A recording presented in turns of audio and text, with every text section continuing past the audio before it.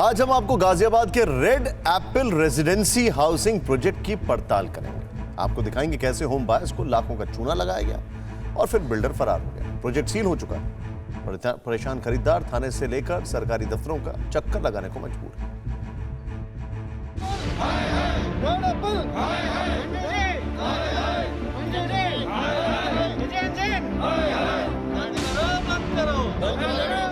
गाजियाबाद के red Apple residency housing project के सामने इंसाफ के लिए नारे लगाते ये होम बायर्स हताश और परेशान हैं।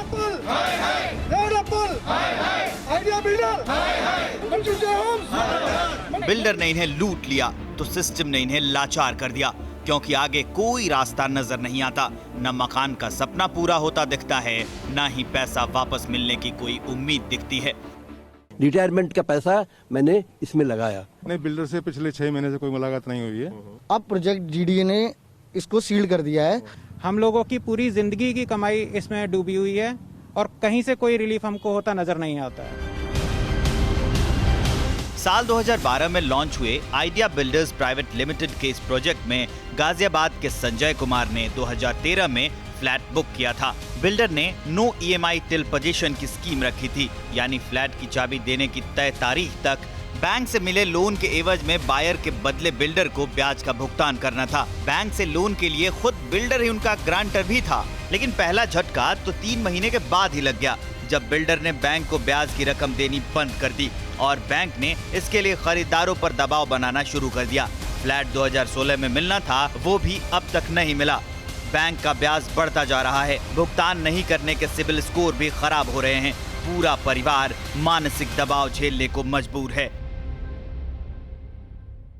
मकान की वजह से इतनी टेंशन में है। अब इन फ्यूचर भी पता नहीं है कि कब तक हमारा प्रोजेक्ट ये पूरा हो, और हर जगह मैंने गुहार लगाई इसके लिए। तो सर मैंने कोर्ट केस किया एक वकील के थ्रू यहीं गाजियाबाद कोर्ट में, और उस कोर्ट में क्या हुआ, कुछ समय बाद 5-6 महीने बाद उसमें एक FIR हो गई बिल्डर के अगेंस्ट। बिल्डर और बैंक, मैंने दोनों प्रतिवादी बनाए थे, लेकिन सर कुछ भी नहीं हुआ उसमें। वैसे तो किसी से कोई उम्मीद नहीं, कोई रिलीफ नहीं।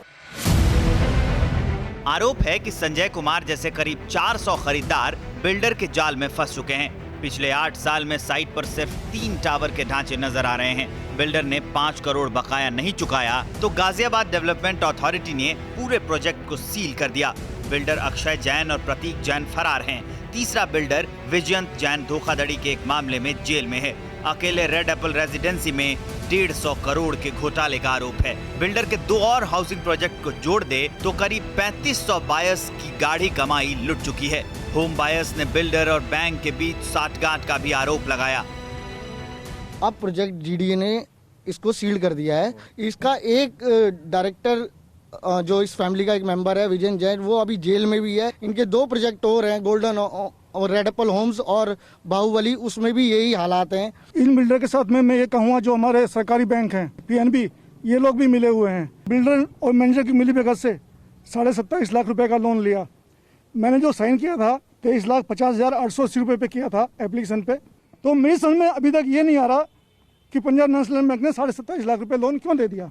लगभग 2 साल से तो बिल्कुल भी काम नहीं हुआ है। सिर्फ दिखाने के लिए 2-4 मजदूर जरूर लगे हुए थे, बाकी काम कुछ भी नहीं हुआ है। और अब इस मेन बात है कि ये सब बैंकर्स की और बिल्डर्स की साठगांठ है।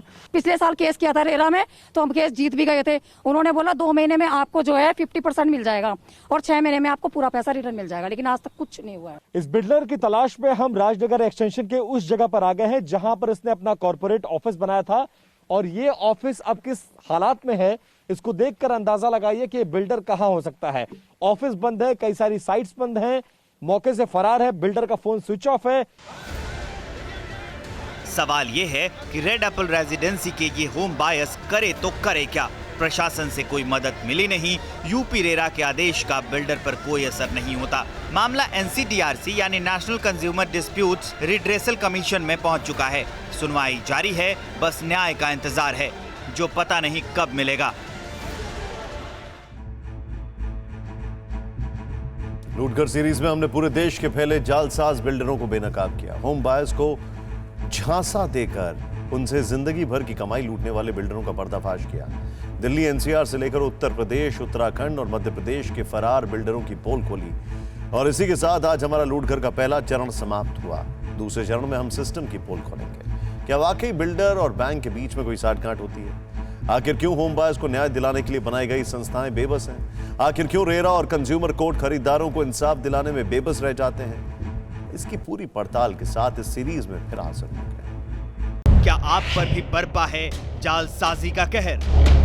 सपने टूटे आपके, न घर के न घाट के। क्या आप भी हुए हैं धोखाधड़ी के शिकार? भेजिए अपनी आप बीती lootkhar@tv9.com पर। देखिए रोज रात 9:30 बजे। फिक्र आपकी,